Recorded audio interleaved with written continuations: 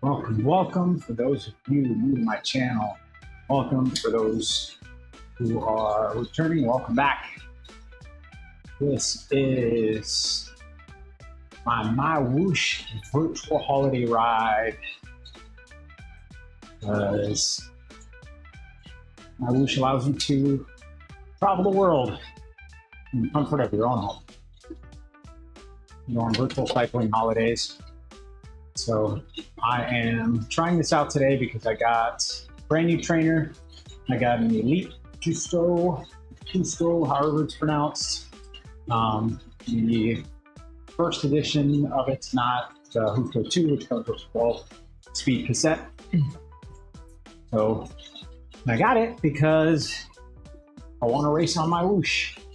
And my previous trainer, the Elite Directo from 2018, was not compatible, so this one is, and today I get to try it out. First ride with the trainer. Don't know what to expect. I mean, I know what to expect, but I don't know what to expect in the sense of this one's more accurate.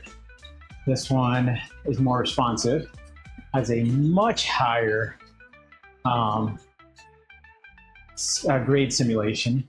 So my, am I going 48 kilometers an hour? Oh, I'm going downhill. So my previous one, the 2018 Directo, had a grade simulation of up to 14%, which for the most part, for any of the climbs on Zwift and on MyWhoosh, had no problem there. But this one goes up to 24%, I believe, somewhere around there, which is astronomically high and absolutely terrifying. So, like I said, not sure what to expect. Really going to be able to test my legs. And so far, not hit any inclines, really, so I don't know. I haven't gotten a sense of what's going to happen yet, but it's like I got an incline coming up. So far with the gear that I'm in, I feel like it's about the same as what my previous trainer was doing for me, so I'm hoping it's about the same, which means that I know exactly where my power level will be at. But in the initial setup, I did a couple different spins trying to make sure that my cassette is indexed, and felt pretty good. Felt pretty good on it. Felt like I was turning it over faster than I would my previous one. But then again, my previous one had to manually calibrate, which I felt like I ended up, messing that up at some point, and either over tightening it or under tightening it. The original offset for that trainer was 6357, and I took it apart to try and find some noise that I was getting, and ultimately identified it was the bearings near the power meter axle. So couldn't do anything about it, but it was exceptionally noisy and really tough to ride. And so after I put it back together and retightened everything, the offset was at like 5,400, which is a dramatic difference. But everything I found, and according to different support responses on the Elite forums, it's expected that if the offset, if you put it back together like that, especially after like a belt change or something, and the offset is different, then it is what it is. Like there's no concern, I guess, on their part. So now this one, I don't have to worry about that. This one auto calibrates. It also has a 10 hertz reporting. So I don't know if it's 10 times a second or 10 times a millisecond. It's fast. That's the idea. Because it's fast, it's accurate. It's, if I remember correctly, within 1.5% of accuracy. So I'll be able to actually get an idea of what my true power numbers are. This one's definitely a lot quieter. The only thing I hear from it is my drivetrain. My rear derailleur is a little bit bent, and so it kind of angles inward. And one of the jockey wheels basically is like almost permanently causing the chain to try and slide upward and outward. So it's always kind of making a clicking noise. Sometimes, depending on the gear, it's a lot worse. Sometimes a lot worse than other times, but yeah, so here's my first actual incline on this.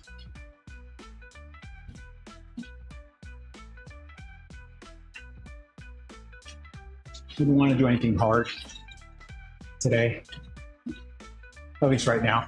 I'm gonna do ideally a long zone 2 tomorrow. So try and hit 3 hours, 3 to 4 hours. So that'll be over on Zwift. I'm getting ready for the November in the drops ZMS.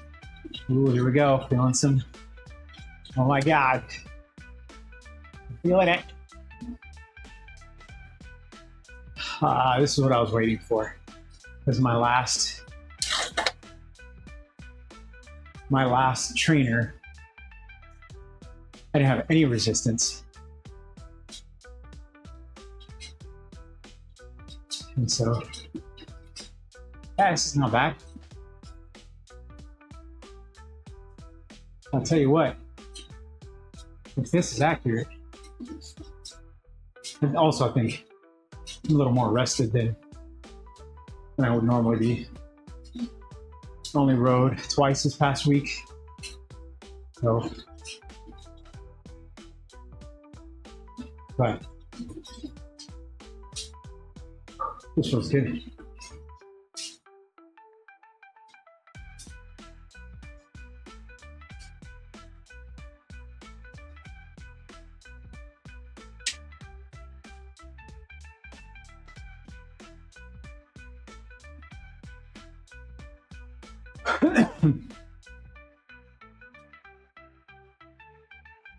Show off. Now, if you got the power, go for it. You can hold those 4 watts per kilogram.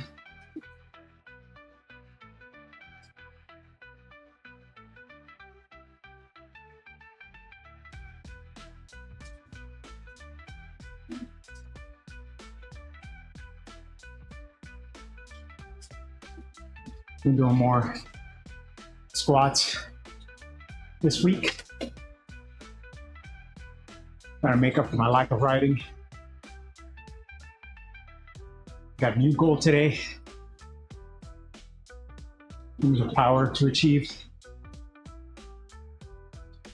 And that's in the realm of 550 watts for 20 minutes.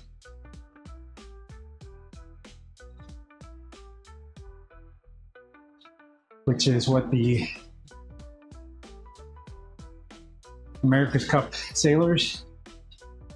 So America's Cup is a sailing competition, and on the boats themselves, they have cyclists that are essentially responsible for powering the hydraulic systems for all of the sails and other systems. And so these guys, for an average of 20 to 25 minutes, will put out 500 to 600 watts. And so I've always been leg dominant when it comes to strength.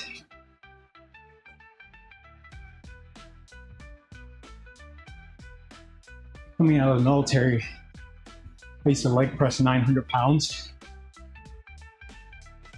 And I'm not joking when I say that.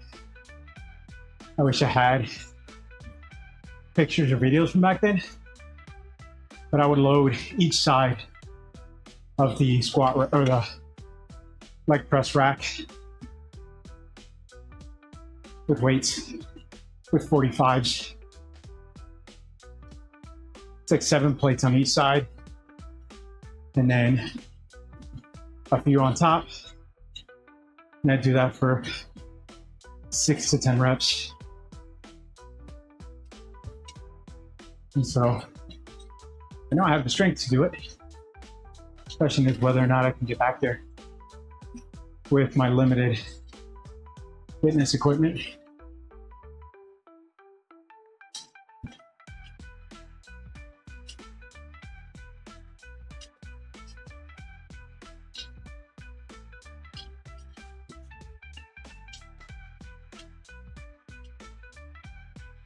Wait to do a power passport test and see where I'm at.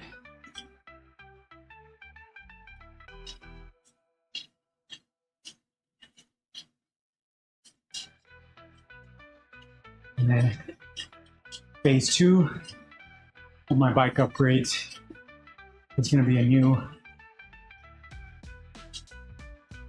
bottom bracket, power meter, oval chain rings,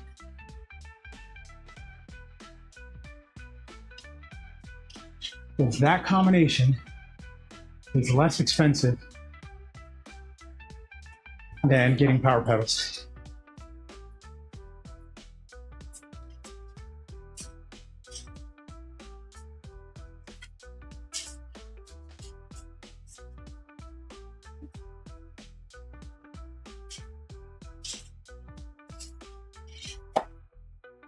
Well, guess my gears aren't indexed correctly.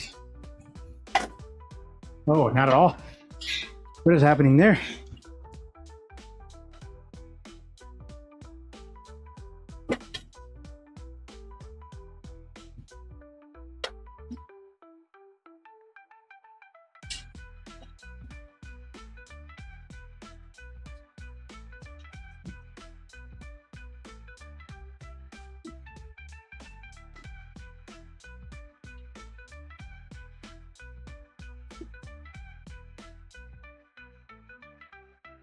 So far, I've been enjoying MyWhoosh for these, what I'm calling virtual cycling holidays. I can do stuff like this. Ride through the deserts of Arabia and the scenic historical landmarks. Because my garage is hot, I feel like I'm in Arabia.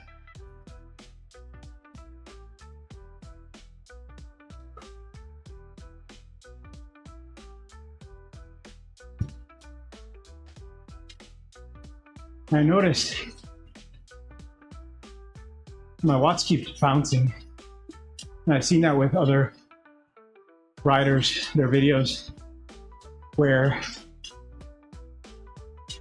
they'll be cruising and all of a sudden their numbers go from one spot and drop like 50, 60 watts and then bounce back up. Maybe that's a adaptation to the elevation gradient.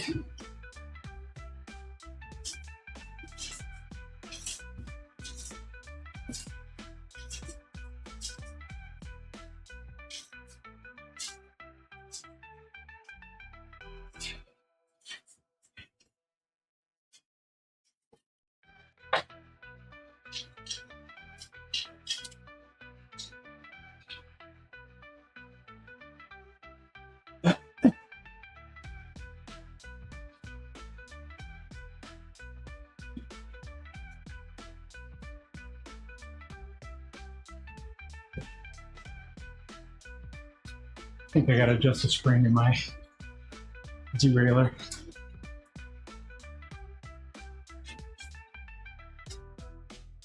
I think My gear skipped because my chain is wobbly.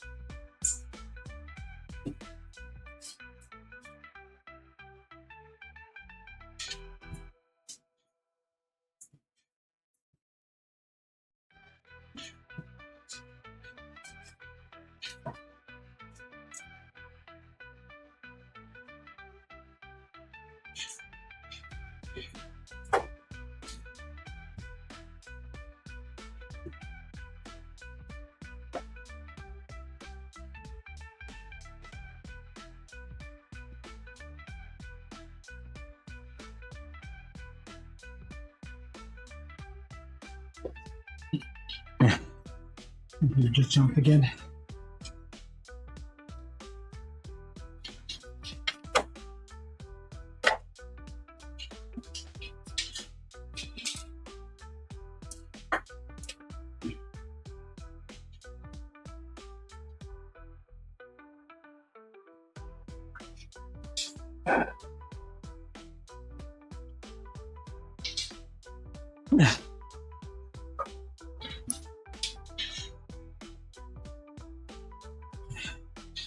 So that's getting warm.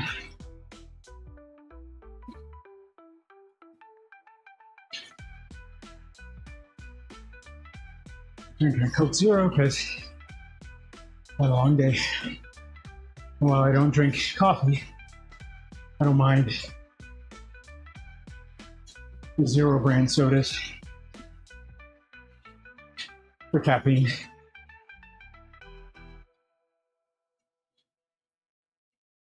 You have other energy drinks I drink. They're zero to low sugar, or no sugar rather, like not a couple carbs. But I'm out. Ran out.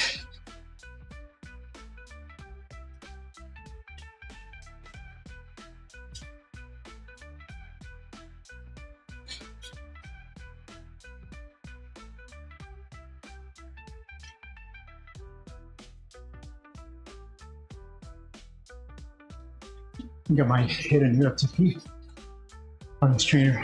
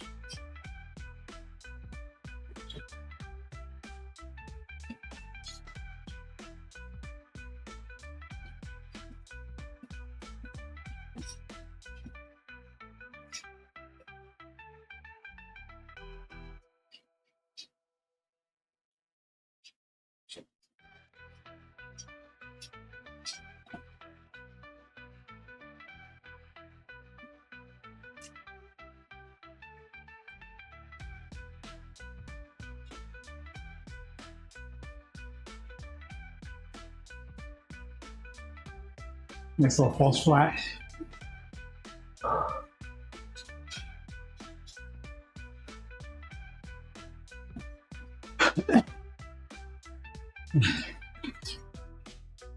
Let's put on these, but I forgot.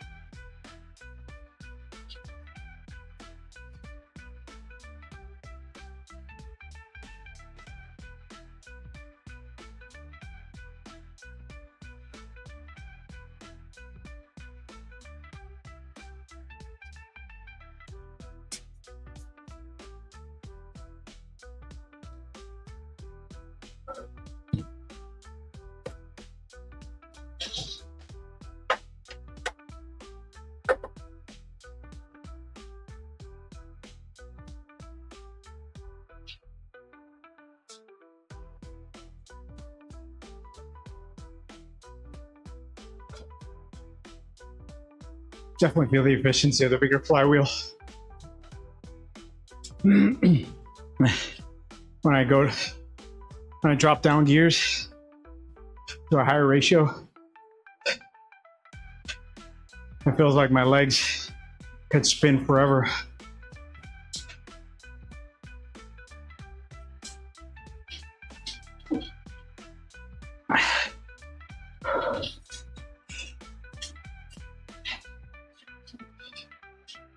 I also removed the pads underneath the trainer. Since this trainer has little pods that go under the two side legs, it's essentially like a bird foot. There's one leg forward and two out to the side, like most trainers do. And so the two legs on the side have little squishy pods for comfort. And I'll tell you what, I do not feel like I don't have a pad underneath my trainer. I have a good enough side-to-side motion where I feel like it's a natural rock. And so I think that could also be translating to a little more power. Because the more you move underneath, or the more your bike moves underneath you, not in a vertical line with your legs, where your legs can put power vertically down on the drivetrain, so the side to side, forward, back, the more motion you get like that, the more you lose power. Probably not much, probably a few watts. But the pad I had before had a lot of play. I wouldn't be surprised if I was losing more than a couple watts here and there.